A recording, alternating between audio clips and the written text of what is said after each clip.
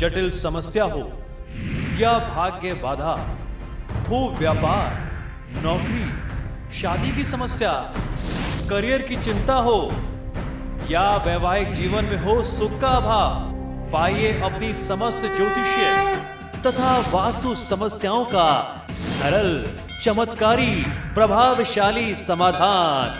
एक जाना माना और विश्वसनीय नाम, आचार्य पंडित श्री वैभवनाथ शर्मा जी, काशी के 400 वर्ष पुराने प्रतिष्ठित और अंतरराष्ट्रीय ख्याति प्राप्त राज ज्योतिषी परिवार की 8वीं पीढ़ी के ज्योतिषी और वास्तु शास्त्री आचार्य पंडित श्री वैभवनाथ शर्मा जी के द्वारा व्यक्तिगत या फिर फोन पर अपॉइंटमेंट लेने के लिए कॉल करें 9818-300-146, 9990-724-131 या फिर ईमेल करें sharma.vaibhav@gmail.com पर। जान लेते हैं आज का महा उपाय। जी बिल्कुल, आज के महा उपाय में हम लोग चर्चा करने वाले हैं हिंदू परंपराओं से जुड़े हुए कुछ वैज्ञानिक तर्क और आधार। अभी कुछ एपिसोड्स पहले भी हमने आपको इस विषय में, इस संदर्भ में काफी कुछ जानकारी दी थी। आज उसी क्रम को आगे बढ़ाते हैं और जानते हैं कि कुछ और आवश्यक और महत्वपूर्ण बातें। सबसे पहले बात करेंगे कि चरण स्पर्श करना हमारे संस्कारों में क्यों सिखाया जाता है और ये क्यों आवश्यक है और इसका वैज्ञानिक तर्क या आधार क्या कहता है। हिंदू मान्यता के अनुसार जब भी आप किसी बड़े व्यक्ति से, अपने से बड़े आदर्श व्यक्ति से मिलते हैं तो उसके चरण स्पर्श करते हैं। हम अपने बच्चों को भी ये सिखाते हैं ताकि वे बड़ों का आदर और सम्मान करें। इसके पीछे वैज्ञानिक तर्क या आधार यह है कि मस्तिष्क से निकलने वाली ऊर्जा हाथों और पैरों के सामने वाले पोरों से होते हुए शरीर का पूरा एक चक्र पूरा करती हैं। इसे कॉस्मिक एनर्जी का प्रवाह कहते हैं। इसमें दो प्रकार की ऊर्जा होती है, या तो बड़ों के पैरों से होते हुए, और ये जो है जब आप किसी का चरण स्पर्श करते हैं तो आपके हाथों के माध्यम से उसकी जो शुभ ऊर्जा है वह आपके शरीर के अंदर समाती है। तो इसी प्रकार से बड़ों के चरण स्पर्श करने से आपको बहुत अच्छा फायदा मिलता है। ये जरूर करना चाहिए। और मैंने इसके लिए आपको एक तरीका भी बताया था कि इसका सही और प्रमाणिक तरीका यह है कि क्रॉस करके पैर छूना चाहिए। ये परंपरा हम लोग भूल गए हैं।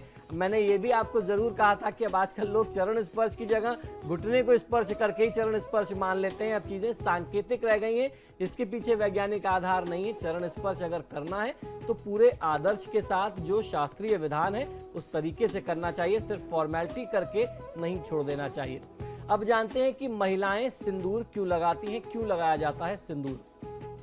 हमारे संस्कारों में शादीशुदा विवाहित हिंदू महिलाएं जो हैं वो सिंदूर अवश्य लगाती हैं। इसके पीछे वैज्ञानिक तर्क ये है कि सिंदूर में हल्दी, चूना और पारा यानी मरकरी होता है। यह मिश्रण शरीर के रक्तचाप को भी नियंत्रित करता है और इस जगह की जो त्वचा होती है वो बहुत सेंसिटिव होती है। किसी भी प्रकार के चोट चपेट से बचाने के लिए भी एक लेयर, एक कोटिंग जो होती है वह आपको सुरक्षा देती है। इस कारण से भी लगाते हैं क्योंकि इन सभी तत्वों में या सिंदूर को धारण करने से यौन उत्तेजनाएं भी बढ़ती हैं।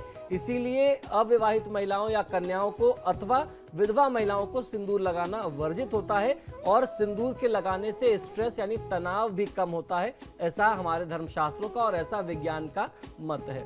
अब जानते हैं कि तुलसी के पेड़ की पूजा क्यों करते हैं। तुलसी की पूजा घर में अवश्य करनी चाहिए। इससे सुख और समृद्धि आती है और परिवार में शांति बनी रहती है। वैज्ञानिक तर्क इसके पीछे यह है कि तुलसी इम्यून सिस्टम को और ज्यादा मजबूत करती है। लिहाजा अगर आपके घर में इसका पेड़ होगा, पौधा होगा, तो इसकी पत्तियों का आप इस्तेमाल भी करेंगे और उससे आपके शरीर की रोग प्रतिरोधक क्षमता यानी इम्यून सिस्टम और स्ट्रांग होगा और किसी भी प्रकार की नेगेटिव एनर्जी को आप दूर कर सकते हैं। इसके बाद बारी आती है प्याज, लहसुन बहुत गुणकारी होते हुए भी हमारे संस्कारों में, खासतौर पर वैदिक संस्कारों में ग्राह्य क्यों नहीं है, सात्विक भोजन में उन्हें क्यों नहीं शामिल किया जाता। हमारे शास्त्र में प्याज और लहसुन की प्रकृति को तामसिक माना गया है और सात्विक व्यक्ति के लिए ये बहुत ज्यादा वर्जित बताए गए हैं। इसके पीछे एक छोटी सी कथा आपको मैं सुनाना चाहता हूँ। ये कथा ये है कि प्याज और लहसुन की उत्पत्ति, शायद आपको जानकारी ना हो, प्याज और लहसुन की उत्पत्ति राहु केतु के शरीर से हुई है और उस समय हुई है जब राहु केतु ने धोखे से अमृत पान कर लिया था। श्री विष्णु जी को जैसे ही जानकारी हुई उन्होंने उनका वध कर दिया। जहां जहां राहु केतु के शरीर गिरे वहां उनके अवशेष के रूप में प्याज और लहसुन उत्पन्न हुए, वो हमें प्राप्त हुए। क्योंकि राहु और केतु ने अमृत पान कर लिया था तो उस कारण से प्याज लहसुन में स्वास्थ्यवर्धक अमृतकारी गुण हैं और इनकी उत्पत्ति क्योंकि राहु केतु से हुई है तो उनकी मूल प्रकृति जो है, जो उनका स्वभाव है वो तामसिक ही है। तो उसके गुणकारी तो बहुत ज़्यादा हैं, वो बहुत ज़्यादा रोगों में काम करते हैं, गैस इत्यादि में बहुत ज़्यादा स्वास्थ्यवर्धक होते हैं, लेकिन कहीं ना कहीं उनकी उत्पत्ति जो है उसके पीछे राहु केतु जैसे राक्षस माने जाते हैं, तो इस वजह से असुर होने के कारण उसकी प्रकृति जो है तामसिक मानी जाती है।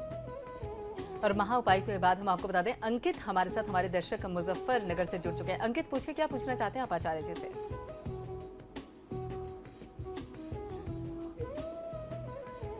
यहाँ पर अंकित से हमारा संपर्क टूट गया है। आरके हमारे साथ जुड़ चुके हैं। आरके, पूछिए क्या पूछना चाह रहे हैं यहाँ पर आचार्य जी से?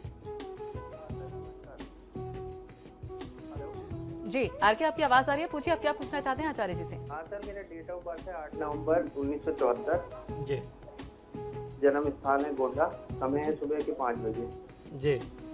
तो मुझे नौकरी के बारे में पूछना था, नौकरी नहीं लग पा रही है मेरी। जी बिल्कुल, देखिए आपकी जन्म पत्रिका के अनुसार चंद्रमा की महादशा में शुक्र की अंतर्दशा चल रही है और चंद्र देवता आपकी कुंडली में दशम भाव, जिसे करियर का हाउस कहते हैं, उसके स्वामी हैं। शुक्र देवता जो हैं लग्न भाव के स्वामी होने के साथ साथ अष्टम भाव के भी स्वामी हैं और आपकी कुंडली में लग्न में तुला राशि में एक साथ 4 ग्रहों का संयोग बन रहा है। ये तो बेहतर है कि उस स्थान पर शुक्र देवता भी बैठे हुए हैं, लेकिन सूर्य देवता नीच राशिगत हो गए हैं। तो ऐसे में आपको थोड़े से उपाय करने होंगे। सबसे बेहतर उपाय आपके लिए इस दौरान भगवान शिव और मां पार्वती की पूजा आराधना है। चंद्रमा की महादशा चल रही है और चंद्रमा दशम भाव के स्वामी, कर्म भाव के स्वामी हैं। इस दौरान अगर आपको नौकरी ना मिले तो ज्योतिष को गलत समझना चाहिए। आप चंद्र देवता की पूजा आराधना, महादेव की पूजा आराधना के साथ साथ चंद्र देवता की पूजा आराधना करें। सोमवार को खासतौर पर शिव मंदिर जाएं, ओम नमः शिवाय का नियमित जाप करें। भगवान शिव पर कच्चा दूध समर्पित करने के बाद दूध, दही, चीनी, चावल का दान किसी आप ब्राह्मण को 8 सोमवार कर लीजिए, बहुत अच्छा फायदा आपको मिलेगा। और साथ ही अलवर से अंकित हमारे साथ एक और दर्शक जुड़ चुके हैं। अंकित, पूछिए क्या सवाल पूछना चाहते हैं आप आचार्य जी से? हेलो जी। डेट ऑफ बर्थ है मैम 12। हेलो जी बताइए, सुन रहा हूँ। डेट ऑफ बर्थ है सर 31/12/1992। फिर से एक बार बताइए। 31/12/1992। जी जी रात के 12:10। जी। जन्म स्थान बता दें। राजस्थान। जी। सर ये पूछना है, एक तो फ्यूचर कैसा रहेगा और एक मेरा मन नहीं लगता किसी काम में। जी बिल्कुल, देखिए आपकी जन्म पत्रिका के अनुसार राहु की महादशा में शुक्र की अंतर्दशा चल रही है। राहु की महादशा किसी भी व्यक्ति के मन को या किसी भी व्यक्ति की एकाग्रता को भंग करने वाली होती है। एक चित्त व्यक्ति नहीं हो सकता, किसी भी काम में आपका कंसंट्रेशन बनेगा ही नहीं बनेगा। तो ऐसे में दिक्कत बहुत ज़्यादा आती है। मन में अलगाव की भावना रहेगी, आप एकांत पसंद हो जाएंगे। लोगों से अलग रह करके एकांत में जब आप रहेंगे तो आपको ज़्यादा सुकून मिलेगा, ऐसी स्थिति होती है। तो ऐसे लक्षण से बचना चाहिए। व्यक्ति उस दौरान जो है बहुत नकारात्मक विचारों से जूझने लगता है। ऐसे में आपको सबसे पहला काम ये करना है कि आप हनुमान जी और देवी दुर्गा की पूजा आराधना करें। हनुमान चालीसा और दुर्गा चालीसा का पाठ करेंगे, फायदा मिलेगा। एक 7 रत्ती का सिलोनी गोमेद आपको चांदी में बनवा करके दाहिने हाथ की मध्यमा उंगली में धारण करना चाहिए। बुधवार या शनिवार के दिन आपको फायदा मिल जाएगा। तो फिलहाल आपके सितारे में इतना ही। पंडित जी, आपका बहुत बहुत शुक्रिया स्टूडियो में आने के लिए। जी धन्यवाद। और खबरों के लिए आप देखते रहिए समाचार प्लस।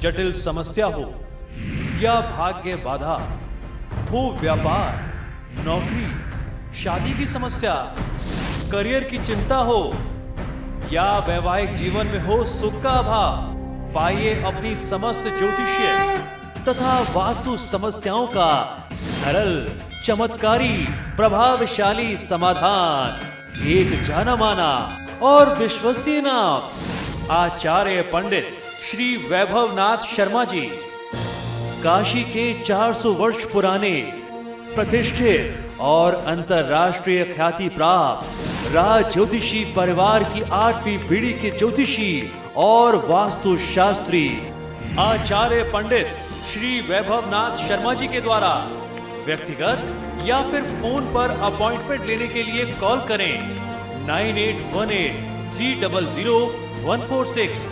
9990-724-131 या फिर ईमेल करें sharma.vaibhav@gmail.com पर।